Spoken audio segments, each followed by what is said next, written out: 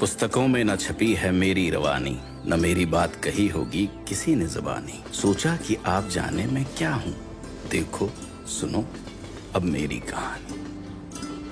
मैं यमुना पुल, यमुना नदी के ऊपर प्रयागराज से नैनी के बीच बंधा हुआ हूँ। 15 अगस्त 2021 को मैं 156 वर्ष का हो जाऊंगा। इस पुल ने आज़ादी से 82 साल पहले ही 15 अगस्त की तिथि को बहुत महत्वपूर्ण बना दिया था, क्योंकि इसकी शुरुआत 15 अगस्त 1865 में हुई थी। 156 वर्ष की आयु में भी मैं रेल की सेवा में तत्पर हूँ, उसी दृढ़ता और मजबूती से जो मेरे जन्म के दिन था। मेरे जन्म की कहानी भी अद्भुत है। वैसे तो यमुना नदी के ऊपर मेरे निर्माण की योजना अंग्रेजों ने सन 1855 में ही बनाई, पर 1857 के स्वतंत्रता की पहली लड़ाई की वजह से प्रकल्प रोक दिया गया। उसके पश्चात गवर्नर जनरल लॉर्ड कैनिंग ने मुझ पर काम रोक दिया। वे सुरक्षा हेतु रेल को किले से या उसके आसपास से ले जाना चाहते, ताकि किले की बंदूकें उनकी रक्षा कर सकें। पर 1859 तक तकनीकी कारणों से ये विचार छोड़ दिया गया और मेरा निर्माण शुरू कर दिया गया। मेरे निर्माण के समय की भी एक रोचक कहानी है। ये जब पुल बन रहा था तो बार बार ये गिर जाता रहा। तब इसके बाद जो है ये इंजीनियर जो है इसे जूता मॉडल बनाया पानी के बहाव के लिए, कि ये फिर बनने के बाद पानी सीधे जाने लगा। इस एक पिलर को बनाने में लगभग 20 महीने लग गए। आज भी ये अद्वितीय पिलर मुझे थामे हुए खड़ा है। मेरे निर्माण के कई वर्ष पश्चात रेल पटरियों के नीचे बैलगाड़ी और अन्य वाहन के लिए रोड भी बनाया गया, जो आज भी वाहनों के यातायात के लिए इस्तेमाल किया जाता है।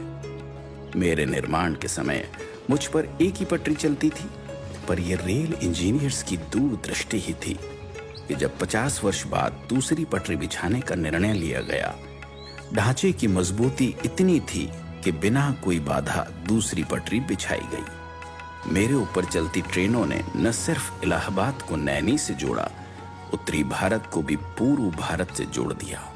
अंग्रेजों ने रेल पटरियां बिछाई थी भारत को कंट्रोल करने के लिए, भारत को बेड़ियों में बांधने के लिए। ये सब इस ब्रिज पर भी दिखाई देता है, क्योंकि यहाँ पर प्रहरियों की व्यवस्था थी, यहाँ पर गेट बनाए गए थे और सब कुछ हमेशा वॉच किया जाता था। गौ घाट यानी इलाहाबाद की तरफ और दूसरी छोर नैनी की तरफ एक वक्त में गेट लगे रहते, और जो ट्रेनें गुजरती उनसे टोल वसूल कर ही मुझ पर चलने दिया जाता। भारतीय रेल ने इन गेट्स को उखाड़ फेंक दिया है। ऊपर रेल, नीचे रोड, उसके नीचे यमुना पर बोट, ऐसे एक साथ 3 विभिन्न यातायात प्रणाली मेरे सौजन्य से चलती है। आज भी हर 4-5 मिनट के अंतर पर मेरे ऊपर बिछी हुई दोनों पटरियों पर तेज गति से ट्रेनें चल रही हैं। मुझ पर से गुजरने वाली मालगाड़ियां भारत की अर्थव्यवस्था को बहुत बड़ा योगदान देती हैं, और यात्री ले जाने वाली ट्रेनें इस देश की जनता, सभ्यता और संस्कृति को जोड़ती है। ये रेल कर्मियों की तत्परता, मेहनत और निष्ठा ही है कि लगातार 156 वर्ष से मेरी देखरेख और रखरखाव में कोई कमी नहीं आई और मेरी देश सेवा बरकरार है। नैनी ब्रिज एक 900 मीटर लंबा स्टील स्ट्रक्चर है।